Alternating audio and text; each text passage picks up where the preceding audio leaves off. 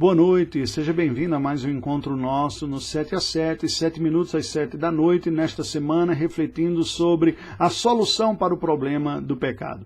Ontem nós vimos que os pecados merecem, cada um deles, a condenação da parte de Deus. Porém, Deus, em sua infinita misericórdia e graça, não nos deixou entregues à nossa própria miséria e não olha para nós como cumprimento simplesmente de sua justiça. O Catecismo de Westminster nos apresenta na pergunta número 85 a solução provida por Deus. Diz assim: que exige Deus de nós para que possamos escapar à sua ira e maldição em que temos incorrido pelo pecado. À luz de tudo aquilo que nós aprendemos, da gravidade do pecado e da pessoa do nosso Senhor Jesus Cristo como sendo o único redentor da igreja, a resposta do catecismo, à luz da teologia bíblica, é a seguinte: para escaparmos à ira e maldição de Deus, em que temos incorrido pelo pecado, Deus exige de nós fé em Jesus Cristo e arrependimento para a vida, com o uso diligente de todos os meios exteriores pelos quais Cristo nos comunica as bênçãos da redenção.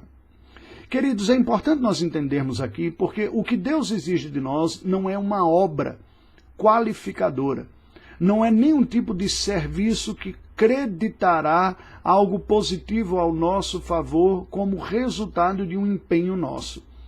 A melhor ilustração para nós entendermos, ou uma boa ilustração para nós entendermos o meio designado por Deus para que sejamos livres, para que escapemos da condenação merecida, é como a mão do mendigo que se estende para receber a esmola ou o pão, a oferta que lhe é dada. Não há nenhum mérito, mas é simplesmente a instrumentalidade designada por Deus e até mesmo dada e capacitada por Deus para recebermos o livramento desta condenação.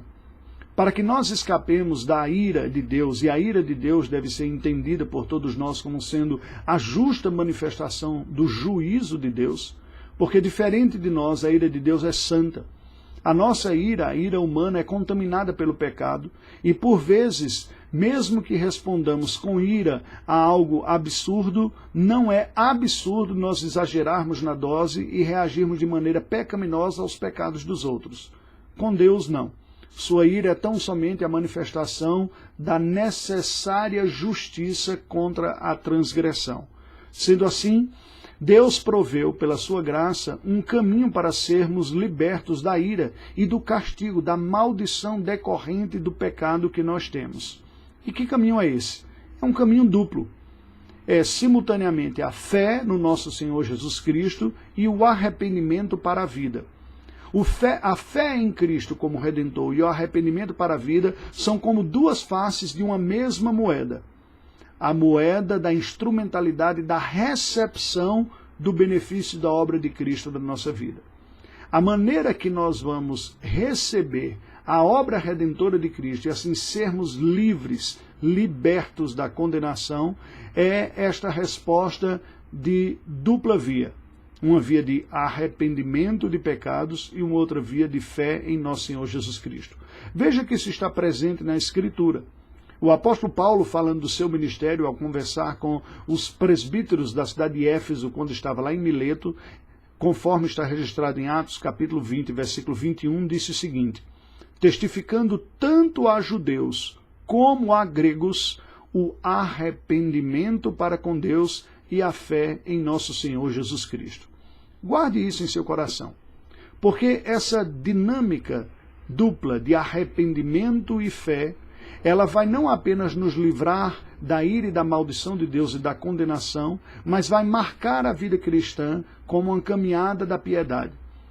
Constantemente e crescentemente, ao longo da nossa vida cristã, como cristãos, nós somos chamados e experimentaremos arrependimento e fé em Cristo a todo momento. Em Marcos 1,15, nós lemos, dizendo: o tempo está cumprido e o reino de Deus está próximo. Arrependei-vos e crede no Evangelho. Veja que agora é o nosso Senhor Jesus Cristo quem está falando. Novamente, a demanda da parte de Deus é por arrependimento e fé em Jesus Cristo, na boa nova que há em Jesus. Não há como fugirmos disso. Essa é a própria dinâmica da vida cristã.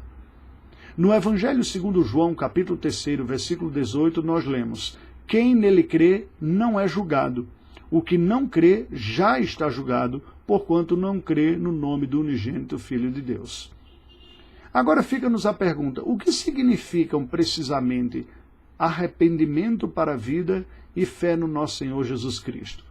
Essa dupla que vai acompanhar o cristão como marca de verdadeira fé e piedade precisa ser devidamente compreendida por nós, e para isso eu lhe convido para permanecer. Falaremos sobre isso nos próximos dias. Que Deus nos ajude e nos cultive na sua presença, na sua dependência o tempo todo, exercendo simultaneamente um olhar interno de reconhecimento de pecados e externo para a cruz do Calvário de reconhecimento do Salvador no nosso Senhor Jesus Cristo. Oremos ao Senhor. Deus bendito, nós louvamos o teu santo nome. Te louvamos pelo teu Filho, que tu designaste para ser nosso Redentor. Te louvamos pela graça do teu Espírito, que produz o verdadeiro arrependimento em nós. Suplicamos que tu nos ajudes a vivermos sob essa dinâmica de arrependimento e fé diariamente. Oramos em nome do teu Filho. Amém. Aguardo você amanhã na continuidade das reflexões sobre estes temas.